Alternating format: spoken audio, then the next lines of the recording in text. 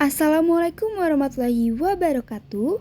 Di sini kami ingin memberikan materi dari mata kuliah Telaah Fisika Sekolah Menengah 2 dengan judul Vektor dan dosen pengampu Ibu Dewi Dewantara MMPD. Sebelumnya, perkenalkan kami dari kelompok 1 yang beranggotakan saya sendiri, Arahma Ramadanti Mutamaina N, Lisni Norkalika, Ulpah Miranda, Asti Janati Inta Farisia, dan Norahima.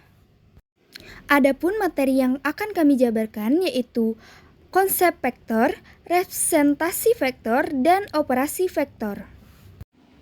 Oke, sebelum memulai materinya, kita akan melihat dulu peta konsep yang ada di kelompok 1, yaitu mengenai materi vektor. Yang pertama itu ada vektor, seperti yang dilihat pada layar, ada konsep, ada representasi, dan ada operasinya. Terus di konsep itu dibagi lagi menjadi 3, yaitu ada lambang dan notasi, ada menggambar vektor, dan sifat-sifat vektor. Kemudian di representasinya itu ada komponen vektor, habis itu ada vektor pada sistem koordinat kartesius, dan ada pengurangan berdasarkan aturan trigonometri. Adapun di operasinya yaitu ada perkalian dan perjumlahan. Seperti yang terlihat pada layar, lambang dan notasinya ada lambang yang dilambangkan seperti pada layar, kemudian ada notasinya juga seperti terlihat dalam layar. Dan sifat-sifat vektor. Sifat-sifat vektor sendiri dapat ada 3 yang kami uraikan di sini, yaitu dapat dipindahkan dengan syarat besar dan arahnya tidak berubah. Yang kedua, dapat dioperasikan secara matematis, dan yang ketiga dapat diuraikan. Nah, dari yang itu tadi, di penjumlahan dan perkalian. Di penjumlahan itu dibagi lagi menjadi 3, yaitu penjumlahan vektor dengan mode grafis, penjumlahan vektor dengan mode analitis, dan penjumlahan vektor dengan rumus sinus dan kosinus. Nah, di penjumlahan vektor dengan mode grafis itu dibagi lagi menjadi 3, yaitu metode poligon, jajar genjang, dan metode segitiga. Lalu di penjumlahan vektor dengan rumus sinus dan kosinus, rumusnya bisa dapat lihat pada layar. Lalu di perkalian dibagi lagi menjadi 2, yaitu perkalian titik dan perkalian silang. Adapun capaian pembelajaran yang akan kami capai di kali ini yaitu peserta didik dapat menjelaskan konsep vektor dan sifat-sifatnya yang ditemui dalam kehidupan sehari-hari. Kemudian, peserta didik dapat menggambar vektor terkait dengan suatu fenomena yang ada. Lalu, peserta didik dapat merepresentasikan vektor untuk menggambarkan vektor dalam fenomena fisika. Kemudian, peserta didik dapat menggunakan aturan trigonometri untuk menguraikan suatu vektor. Lalu, peserta didik dapat membedakan operasi skalar dan operasi vektor. Lalu, peserta didik dapat melakukan operasi vektor dalam menyelesaikan suatu masalah. Lalu, peserta didik dapat mendeskripsikan operasi vektor dan hasilnya secara fisis. Mungkin itu saja dari capaian pembelajarnya. Mari kita lanjut ke materi berikutnya. Oke, materi berikutnya mengenai konsep vektor. Konsep vektor sering kita temui dalam kehidupan sehari-hari, seperti contohnya seorang pilot pada pesawat terbang yang menggunakan komputer navigasi yang dihubungkan dengan cara vektor, sehingga pilot tersebut mengemudikan arahnya dan berpindah tempat tuh yang bertempat tuh sesuai yang diinginkan. Jadi berpindahnya tuh tidak sesuai dengan yang tidak diinginkan. Jadi dalam suatu kejadian seorang pemanah, di mana saat dia menarik anak panahnya dan busurnya, sebenarnya arah gerak dari anak panah tersebut merupakan penjumlahan gaya tarik dari kedua tali ujung busur tersebut. Kemudian konsep vektor juga diaplikasikan pada orang yang sedang bermain layang-layang, sehingga pada saat layang-layang sedang terbang tidak lurus terhadap orang yang memegang tali. Jadi dengan demikian orang tersebut dapat melihat layang-layang jelas karena pengaruh vektor tersebut. Dapat dilihat contoh-contohnya pada layar. Lalu Lalu yang kedua, mari kita masuk ke materi berikutnya, yaitu apa sih itu besaran vektor. Nah, kita tuh sudah tahu tuh apa itu besaran skalar, yaitu besaran yang memiliki nilai, tapi tidak memiliki arah. Jadi sedangkan besaran vektor sendiri itu adalah besaran yang memiliki nilai dan arah. Jadi besaran vektor itu memiliki nilai dan arah, memiliki keduanya. Nah, seperti yang dapat dilihat pada layar, lambang vektor dilambangkan dengan garis yang seperti lihat pada layar tuh ada titik asalnya dari A, kemudian ada titik ujungnya yaitu B, sehingga dari titik A ke titik ujung itu adalah panjang atau nilainya. Sedangkan arahnya itu dapat dilihat dari titik B yang ujung panah tersebut, sehingga itu menunjukkan vektor AB. Nah, sedangkan notasi vektor itu dinyatakan dalam huruf tebal seperti A tebal, atau dinyatakan dengan besar dinyatakan dengan A yang ada garisnya di atas, atau besar vektor dengan dinyatakan mutlak A vektor yang di atas. Lalu secara grafik dapat lihat pada layar. Nah, di grafik tersebut ujung panah dari ujung panah yang di grafik tersebut itu sebagai besar vektor. Lalu panjang anak panah itu sebagai besar vektor, lalu ujung panahnya tersebut sebagai arah vektor. Nah, contohnya lagi tuh dapat dilihat pada layar seperti contoh pada vektor A, di mana garisnya tersebut itu dari titik satu ke yang lain, lalu digambar, kemudian digarisi. Jadi terlihat di layar tersebut contoh vektor A tuh menghitungnya tuh seperti kayak dari bawah tuh kan ada 3 kotak, jadi 1, 2, dan 3. Kemudian ditarik lagi garis ke atas supaya menunjukkan arah vektor tersebut. Jadi karena titik 3,6 ini positif, jadi ditariknya tuh ke atas karena kan positif tadi y-nya. Jadi karena ditarik ke atas, jadi kita hitung lagi. Jadi 1, 2, 3, 4, 5, 6. Sehingga dapat dilihat terbentuklah segitiga. Jadi kayak segitiga begitu, segitiga siku-siku, sehingga dapat dihitung vektornya tadi. Jadi vektornya itu dari panjang titik yang warna kuning, garis warna kuning itu. Jadi itu yang disebut vektor. Adapun contoh lainnya dapat dilihat pada layar.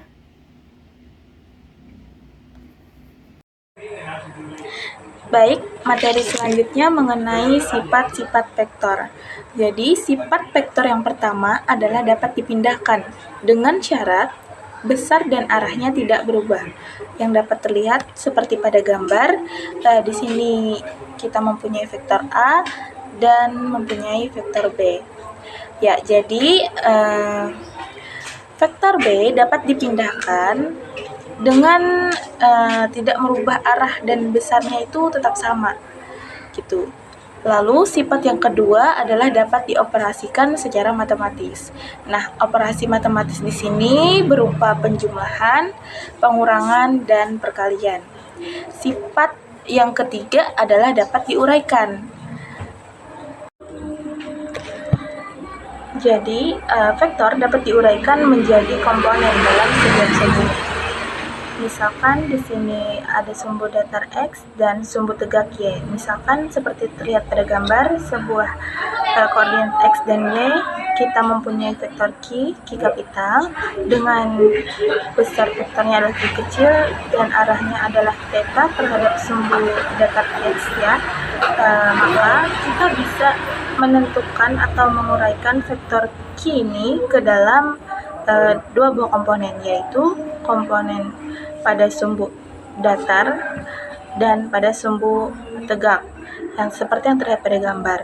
Nah, pertama pada sumbu datar, caranya adalah dengan menarik garis pada ujung vektor ke sumbu datarnya secara tegak lurus sumbu datar. Kemudian dari pusat koordinat atau dari pangkal dari vektor tadi menuju titik pertemuan. Nah, jadi itu yang disebut sebagai komponen vektor Q dalam arah X atau Qx.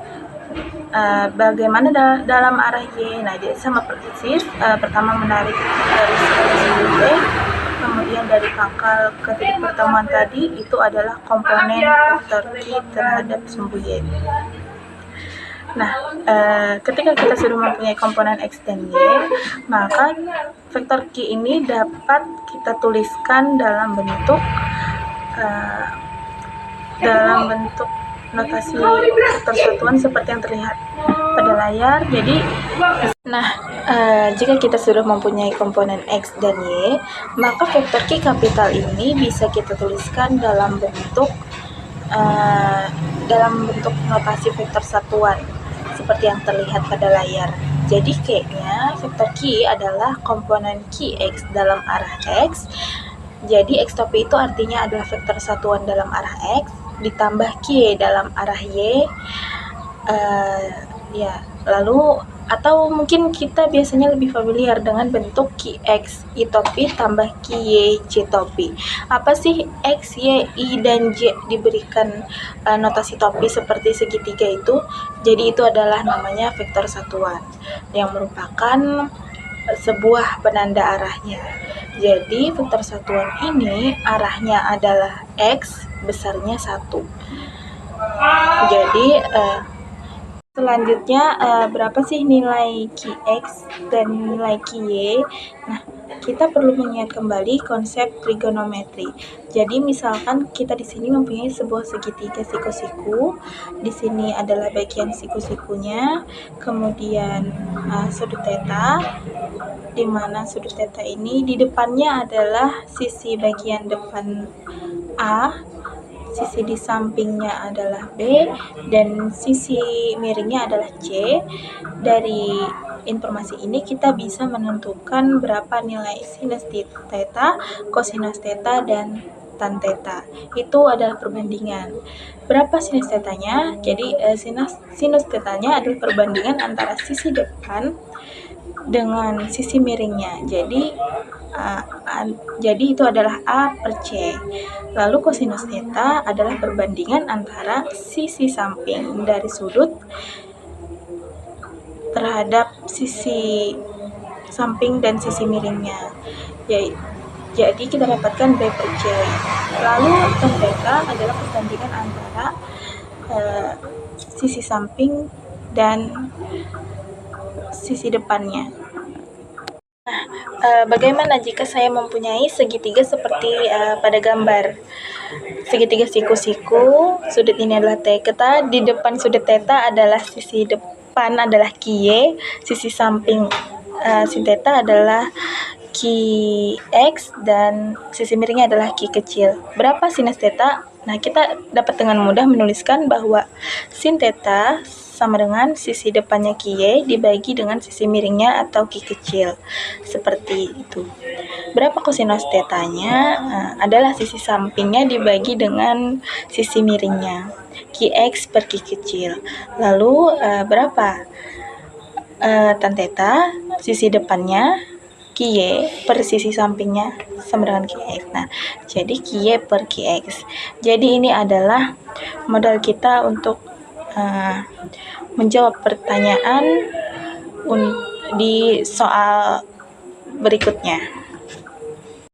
Selanjutnya masuk ke contoh soal. Di sini sebuah vektor F memiliki panjang sebesar 10 Newton dan membentuk sudut 45 derajat terhadap sumbu X positif.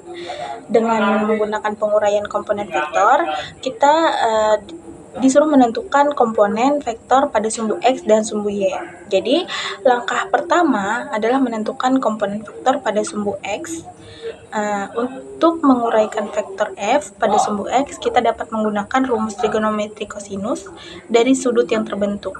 Nah, kita di sini mendapatkan rumus Fx sama dengan F kali cos theta. Kita masukkan nilainya. F sama dengan 10 Newton dan cos 45 derajat adalah 1/2 akar 2. Maka didapat Fx-nya sama dengan 7,07 Newton. Jadi, komponen vektor F pada sumbu X, Fx adalah sebesar 7,07 Newton. Langkah kedua adalah menentukan komponen vektor pada sumbu Y atau Fy. Untuk menguraikan vektor F pada sumbu Y, kita dapat menggunakan fungsi trigonometri sinus dari sudut yang terbentuk. Nah, kita mendapatkan rumus Fy sama dengan F sin theta, di mana kita dapat memasukkan F-nya sama dengan 10 Newton dan sin 45 derajat adalah setengah akar 2. Dengan memasukkan nilai sin 45 derajat merupakan nilai sekitar. Jadi kita dapatkan Fy sama dengan 7,07 Newton. Jadi komponen vektor F pada sumbu Y adalah sebesar 7,07 Newton. Jadi dengan demikian komponen vektor F pada sumbu X dan vektor F pada sumbu Y sama-sama 7,07 Newton. Baik, di sini kita memasuki materi yang berikutnya, yaitu penguraian vektor pada komponen-komponennya. Penguraian vektor yang pertama yaitu berdasarkan aturan kosinus. Sebuah vektor dapat diuraikan pada komponen-komponennya, yaitu pada sumbu X dan sumbu Y. Dapat dilihat di PPT. Di sini ada vektor A yang posisinya miring.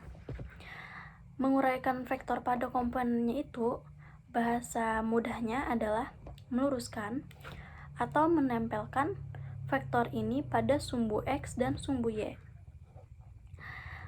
Cara yang pertama, di ujung vektor kita tarik garis tegak lurus menuju sumbu X, lalu kita tarik dari pusat koordinat menempel di sumbu X sampai ke perpotongan tadi.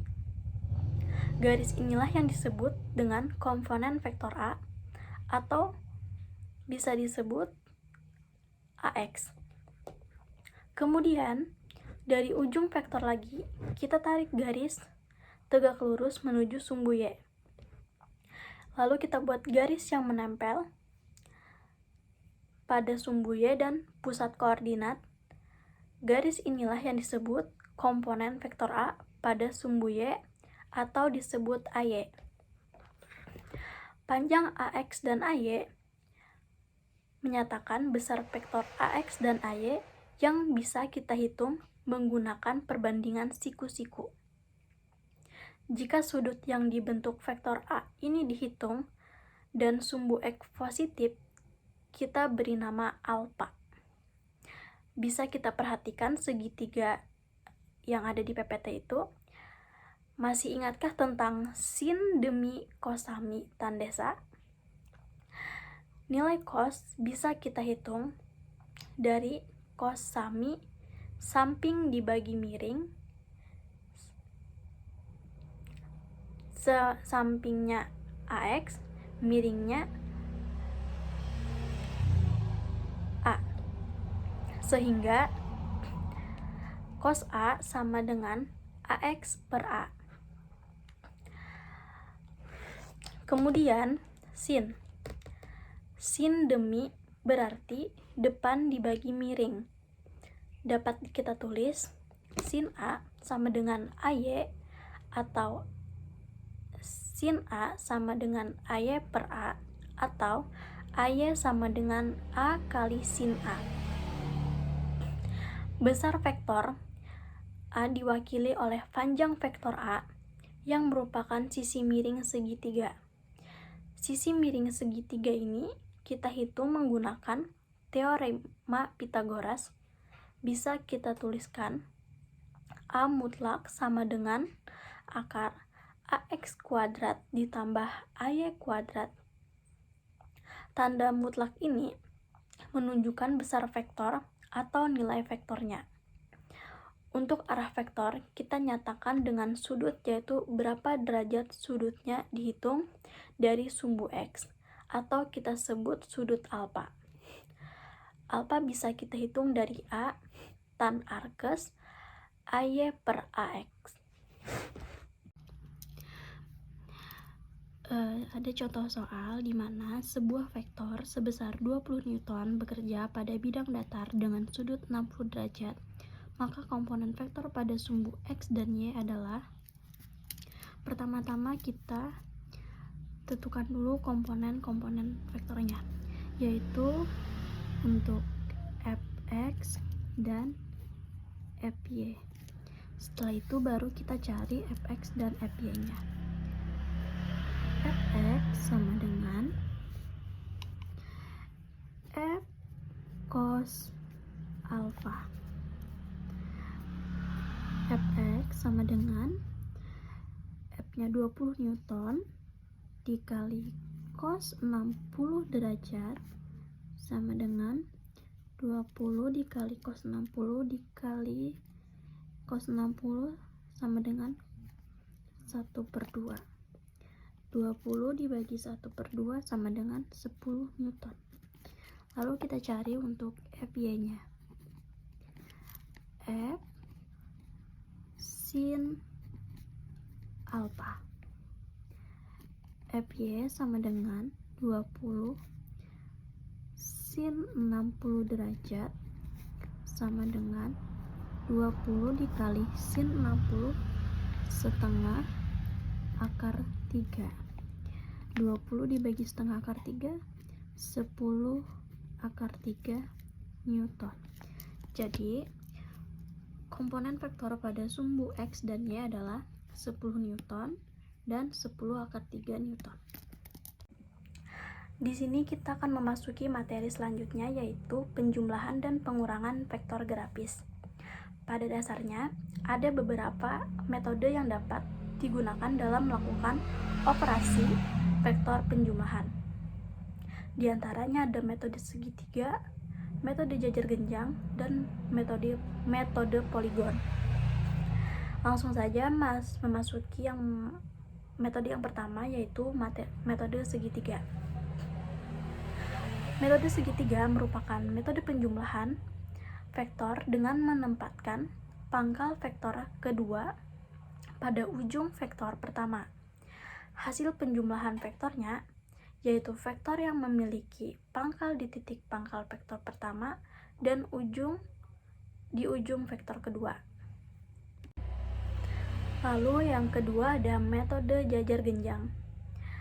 Metode ini merupakan metode penjumlahan dua vektor yang ditempatkan pada titik pangkal yang sama, sehingga hasil kedua vektornya merupakan diagonal jajar genjang yang dapat dilihat pada PPT.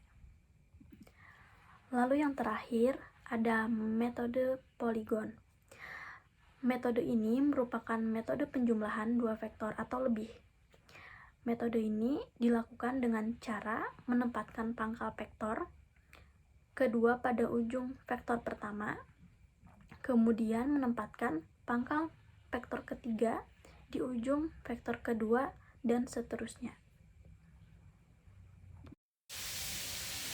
Baik, di sini kita akan membahas tentang operasi vektor.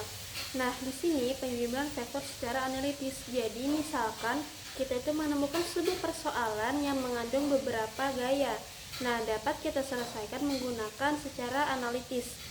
Nah, di sini penjumlahan vektor secara analitis memiliki 3 langkah. Yang pertama, menguraikan vektor menjadi komponen-komponen pada sumbu X dan sumbu Y. Yang kedua, menjumlahkan semua komponen vektor pada sumbu X dan sumbu Y. Dan yang terakhir adalah menghitung besar dan arah resultan vektor. Adapun persamaan-persamaannya bisa kalian lihat di slide. Nah, baik, di sini ada contoh soal yang diberikan 3 buah vektor. F1 sama dengan 10 Newton, F2-nya itu 25 Newton, dan F3-nya adalah 15 Newton. Seperti pada gambar berikut, tentukanlah A resultan ketiga vektor dan B arah resultan. Nah, bisa dilihat dari gambar di slide itu terdiri dari 3 gaya.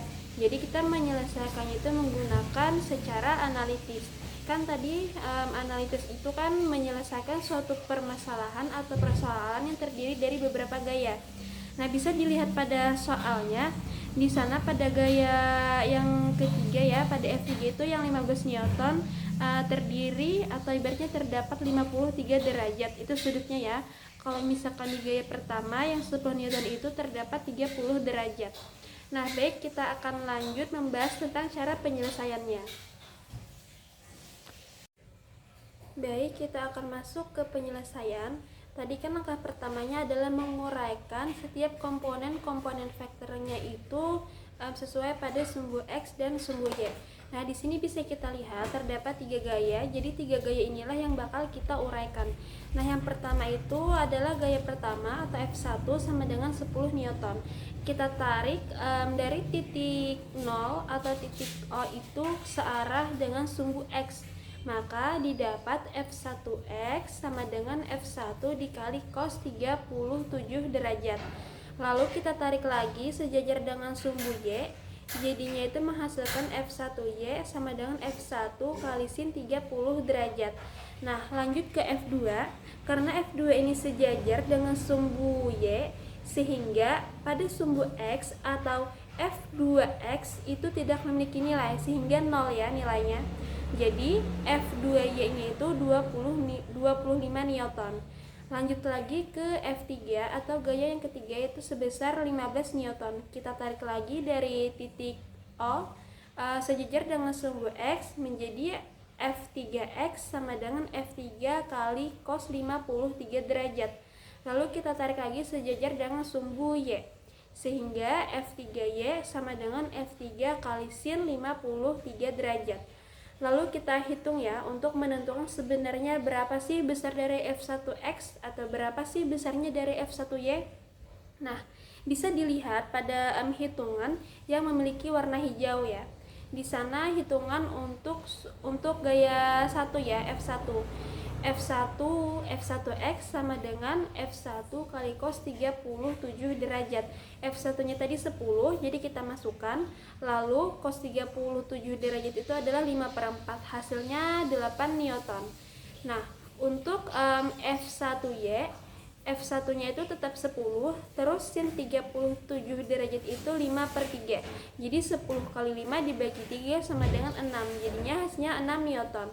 Tadi F2X sudah dijelaskan itu nilainya 0 dan F2Y sama dengan 25 Newton. Nah, sekarang masuk lagi ke F yang ketiga, yaitu F3X sama dengan F3 kali cos 53 derajat. Nah, cos dari 53 derajat adalah 5/3. Jadi kita masukkan saja F3-nya itu adalah 15, jadi 15 kali 5 dibagi 3 sama dengan 9 Newton. Begitu pula pada F3Y, F3-nya adalah 15, sin 53 derajat itu 5/4. Jadi 15 kali 5 dibagi 4 sama dengan 12 Newton. Jadi sudah diketahui besar-besar Newtonnya ya. Nah, lanjut lagi untuk mempermudah menghitung, bisa kita buat tabel, kita sesuaikan ya F sama F. Maksudnya X sama X, Y sama Y. Jadi bisa dilihat pada tabel, di sana ada F1, F2 dan F3. Di sana juga sudah berurutan ada Fx sama Fy. Nah, kenapa sih di sana terdapat nilai minus? Jadi gini, yang kita beri minus itu adalah arahnya, arah vektor yang ke bawah dan arah vektor yang ke kiri, maka itu kita beri nilai minus gitu. Sehingga bisa kita lihat pada perhitungan Fx-nya itu 8 tambah 0 minus 9 hasilnya min 1, itu juga bisa disebut dengan Rx. Dan pada Fy 6 minus 25 plus 12 itu sama dengan minus 7, jadi itu juga bisa disebut dengan Ry. Jadi kita sudah mendapatkan Rx-nya itu adalah min 1 dan Ry-nya itu adalah min 7. Nah, setelah kita menemukan nilai Rx-nya dan Ry-nya, baru kita dapat menjawab pertanyaan yang A, yaitu besar resultannya. Di sini menggunakan persamaan harga mutlak R sama dengan akar Rx kuadrat ditambah Ry kuadrat. Jadi kita masukkan Rx-nya tadi min 1 dan Ry-nya tadi min 7. Kita masukkan dan kita kuadratkan sehingga didapat akar 50. Nah, akar 50 ini jika dipecah lagi itu terdiri dari akar 25 dikali 2. Nah, akar 25 itu dapat lagi diturunkan atau dipecahkan menjadi bilangan 5. Ya, jadi hasilnya 5 akar 2 Newton. Jadi besar resultannya adalah 5 akar 2 Newton. Lanjut lagi kita menjawab pertanyaan yang kedua, yaitu adalah arah resultan. Di sini kita menggunakan alfa. Persamaan ini ya, tadi sudah dijelaskan juga di awal. Di sini persamaannya adalah alfa sama dengan tan pangkat min 1 RY dibagi RX. Bisa dilihat, kita masukkan saja nilai-nilainya. RY tadi min 7 dan RX tadi min 1, sehingga didapatkan hasil tan pangkat min 1 7. Nah, kalau misalkan untuk menemukan hasil di bawahnya lagi atau menspesifikasikan jawabannya, maka kita bisa menggunakan kalkulator, sehingga didapat nilainya 81,87 derajat. Jadi bisa saja kita gambar titik-titiknya sehingga bisa dilihat pada layar. Setelah kita membahas tentang penjumlahan secara analitis, sekarang kita masuk ke aturan kosinus. Adapun untuk menentukan vektor resultan secara matematis dapat menggunakan rumus kosinus, yaitu bisa dilihat R sama dengan akar F1 kuadrat ditambah F2 kuadrat ditambah 2 kali F1 dikali F2 cos theta. Adapun R itu adalah resultan vektor, F1 adalah vektor pertama, F2 vektor kedua, dan theta itu adalah sudut apit antara kedua vektor. Kita masuk saja ke contoh soal. Di sini diketahui dua buah vektor masing-masing besarnya 8 Newton dan 6 Newton. Tentukan nilai resultan kedua vektor tersebut jika titik pangkalnya berimpit dan membentuk sudut 60 derajat. Jika soal tersebut digambar bentuknya seperti berikut. Jadi bisa kita lihat ya gambarnya seperti di layar. Baik, kita langsung saja ke penyelesaiannya. Yang pertama kita tulis terlebih dahulu apa saja yang diketahui. Dari soal tadi yang diketahui adalah F1 sama dengan 6 Newton, F2 8 Newton, sudutnya itu adalah 60 derajat, dan tadi karena yang ditanyakan adalah besar resultan kedua vektor, sehingga di sini kita menggunakan sigma F. Nah, persamaannya pun juga sama, yaitu persamaan yang kita gunakan adalah akar F1 kuadrat ditambah F2 kuadrat ditambah 2 dikali F1 dan dikali F2 cos theta. Langsung saja kita masukkan angka-angkanya ke dalam rumus dan kita kuadratkan sehingga didapat akar 36 ditambah 64 ditambah 2 kali 6 kali 8 cos 1/2. Lalu angka 2 di sana kita coret ya untuk mempermudah menghitungnya. Sehingga didapat lagi akar 36 ditambah 64 ditambah 48. Kita jumlahkan sehingga didapat akar 148.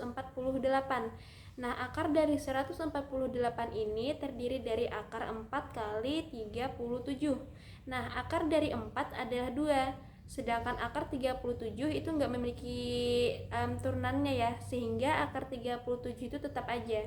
Jadi besar resultan kedua vektor adalah 2 akar 37 Newton. Seperti itu. Oke, materi selanjutnya tentang resultan vektor dengan rumus sinus. Rumus sinus seperti yang terlihat pada layar, yaitu menggunakan persamaan R dibagi sin alfa sama dengan R1 dibagi sin beta sama dengan R2 dibagi sin alfa dikurang beta. Contoh soal untuk resultan vektor dengan rumus sinus, yaitu jika dua buah vektor F1 sama dengan 8 cm, F2 sama dengan 6 cm, jika kedua vektor berimpit dan saling tegak lurus, maka tentukan arah resultan vektor terhadap kedua vektor tersebut. Lalu jawaban atas pertanyaan tadi, pertama-tama kita mencari diketahuinya dulu, yaitu F1 sama dengan 8 cm, F2 sama dengan 6 cm, sudutnya 90 derajat karena dia tegak lurus. Terus ditanyanya yaitu yang A beta, yang B alfa. Jawab, cari resultan kedua vektor terlebih dahulu dengan menggunakan rumus kosinus. R sama dengan F1 kuadrat ditambah F2 kuadrat ditambah F1 dikali F2 cos alpha. Sama dengan F1-nya 8 cm, berarti ditulis 8 kuadrat ditambah F2-nya 6 cm, yaitu 6 ditulis 6 kuadrat dan ditambah 2 dikali 8 kali 6 cos 90. Sama dengan dapatkan hasil 64 ditambah 36 ditambah 2 kali 8 dikali 6 dikali cos 90, yaitu 0, sama dengan didapatkan dari hasil pertambahan tersebut, yaitu akar 100. Akar 100 yaitu 10. Selanjutnya mencari yang bagian A dengan menggunakan rumus sinus, yaitu arah resultan terhadap F1. Dengan menggunakan rumus sinus, yaitu R dibagi sin alpha sama dengan F1 dibagi sin beta. R sin beta sama dengan F1 dikali sin alpha. Karena yang kita cari adalah sin B, maka diturunkan terlebih dahulu. Maka sin B sama dengan F1 dibagi sin alpha dibagi R. Terus sama dengan F1-nya diketahui 8 dikali sin 90 derajat dibagi 10, karena R-nya 10. Maka 8 dikali sin 90 yaitu 1, maka 8 kali 1 dibagi 10 didapatkan hasil 0,8, ataupun diderajatkan hasilnya adalah 53 derajat. Lalu kita akan mencari yang bagian B, yaitu arah resultan terhadap vektor F2. Dengan menggunakan rumus alpha dikurang beta, alpanya sudah didapatkan tadi 90 derajat, dikurang betanya juga sudah didapatkan 53 derajat, maka kita tinggal kurangi, yaitu didapatkan hasil 37 derajat. Selanjutnya contoh yang kedua, yaitu diketahui dua buah vektor F1 sama dengan 4 cm, F2 sama dengan 10 cm. Jika kedua vektor berimpit dan saling tegak lurus, maka tentukan arah resultan vektor tersebut terhadap kedua vektor tersebut. Maka dapat diketahui dari soal tersebut, yaitu F1 sama dengan 4 cm, F2 sama dengan 10 cm, sudutnya 90 derajat karena tegak lurus, ditanyanya beta, dan yang B-nya alpha. Maka dapat dijawab dengan cara mencari resultan kedua vektor tersebut dengan menggunakan rumus kosinus, yaitu R sama dengan akar F1 kuadrat ditambah F2 kuadrat ditambah 2F1 dikali F2 cos alpha sama dengan F1-nya sudah diketahui 4 cm, maka ditulis yaitu akar 4 kuadrat ditambah 10 kuadrat ditambah 2 kali 4 kali 10 cos 90 derajat. Sama dengan akar 16 ditambah 100 ditambah 80 dikali cos 90. Maka didapatkan hasil akar 116. Akar dari 116 yaitu 10,77. Jawabannya untuk bagian A yaitu arah resultan terhadap F1 menggunakan rumus R dibagi sin alpha sama dengan F1 dibagi sin beta, R sin beta dibagi F1 sin alpha, dan kita mencari sin beta, maka sin beta sama dengan F1 dikali sin alpha dibagi R, sama dengan 4 dikali sin 90 derajat dibagi 10,77 sama dengan 4 sin 90 derajat yaitu 1, maka 4 kali 1 dibagi 10,77 sama dengan diderajatkan hasilnya 22 derajat. Untuk bagian B, yaitu arah resultan terhadap vektor F2 menggunakan rumus alpha dikurang beta sama dengan 90 dikurang 53 derajat, maka didapatkan hasil 37 derajat. Materi selanjutnya tentang perkalian vektor. Jadi perkalian vektor itu ada dua, perkalian titik dan perkalian silang. Yang pertama, kita akan membahas tentang perkalian titik. Jadi perkalian titik itu nilainya bisa minus, plus, atau bahkan 0. Dan dia hanya menghasilkan skalar angka saja, jadi tidak menghasilkan huruf. Rumusnya yaitu A dikali dot atau titik B sama dengan AB cos alpha sama dengan mutlak A dikali mutlak B cos alpha. Keterangan A sama dengan mutlak A ialah besar vektor pada A, B mutlak B ialah besar vektor pada B, alpha sudut yang terbentuk pada vektor A dengan vektor B di mana alpha lebih kecil dari sama dengan 0 dan alpha lebih besar dari sama dengan 180 derajat. Kita akan memasuki contoh soal, yaitu vektor perpindahan memiliki persamaan yaitu S sama dengan 3I ditambah 4J dikurang 2K. Dan persamaan vektor gayanya yaitu F sama dengan I ditambah 2J ditambah 3K. Berapakah nilai usahanya? Jawaban, kita mencari diketahuinya dulu, maka S sama dengan 3I ditambah 4J dikurang 2K. F sama dengan I ditambah 2J ditambah 3K. Ditanya W atau usahanya berapa? Jawab, rumus usaha itu F dikali S, yaitu gaya dikali jarak. Maka dimasukkan dari hasil yang diketahui tadi, yaitu I ditambah 2J ditambah 3K dikali 3I ditambah 4J dikurang 2K. Cara mengkalikannya itu sesuai dengan abjadnya. Berarti I itu artinya 1, berarti 1I dikali 3I dapatkan 3, ditambah 2J dikali 4J dapat 8, dan 3K dikali min 2K yaitu hasilnya min 6, didapatkan hasil 5 Joule karena satuan dari usaha itu adalah Joule. Contoh soal yang kedua, diketahui sebuah benda diberikan gaya sebesar F sama dengan 6I ditambah 3J ditambah 2K N. Apabila gaya tersebut benda berpindah sejauh R sama dengan 8I ditambah 4JM, tentukan usaha yang dilakukan oleh gaya tersebut. Maka seperti pada soal-soal sebelumnya, kita mencari terlebih dahulu diketahuinya, yaitu R sama dengan 8I ditambah 4J, F sama dengan 6I ditambah 3J ditambah 2K. Ditanya W atau usaha. Jawab, rumus usaha adalah, karena yang di sini ditanyanya adalah R atau jari-jari, maka ditulis W sama dengan F dikali R. F-nya 6I ditambah 3J ditambah 2K dikali 8I ditambah 4J, didapatkan hasil 6I dikali 8I 48, 3J dikali 4J yaitu 12, 2K dikali 0 maka 0, didapatkan hasil 60J atau 60 Joule.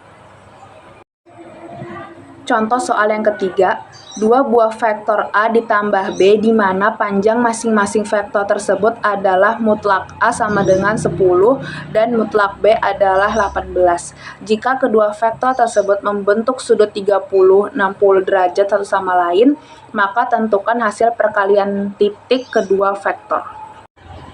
Maka yang diketahui dari soal tersebut adalah mutlak A sama dengan 10, mutlak B sama dengan 18, alfa sama dengan 30 derajat. Yang ditanya adalah perkalian titik antara A dan B. Jawaban, A dikali dot B sama dengan mutlak A dikali dot mutlak B cos alfa sama dengan 10 dikali 18 dikali cos 30 derajat sama dengan 180 dikali cos 30 adalah setengah akar 3, maka didapatkan hasil 90 akar 3. Yang kedua tentang perkalian silang, menghasilkan vektor dikali A dikali B sama dengan C, maka rumusnya adalah mutlak A dikali B mutlak sama dengan AB sin alfa. Perbedaannya antara perkalian silang dan perkalian titik itu hanya terdapat di tandanya saja. Contoh soalnya yaitu sebuah vektor gaya F yang besarnya adalah mutlak F sama dengan 20N bekerja pada sebuah gagang pintu yang jaraknya 20 cm dari pusat sumbu putar. Jika gaya yang bekerja membentuk sudut 30 derajat tersebut gagang pintu, maka tentukan besar torsi yang dialami oleh gagang pintu tersebut. Maka dapat dijawab, yaitu diketahui mutlak F sama dengan 20N, mutlak R sama dengan 20 cm sama dengan 0,2 meter, dan sudutnya adalah 30 derajat. Ditanya adalah torsi. Jawaban rumus torsi adalah R dikali F, maka didapatkan hasil mutlak R sama dengan mutlak F sin alfa sama dengan 0,2 M dikali 20N sin 30 derajat sama dengan 4 dikali setengah, yaitu 2 NM. Sekian dan terima kasih. Terima kasih telah menonton video kami. Wassalamualaikum warahmatullahi wabarakatuh. Dadah, terima kasih.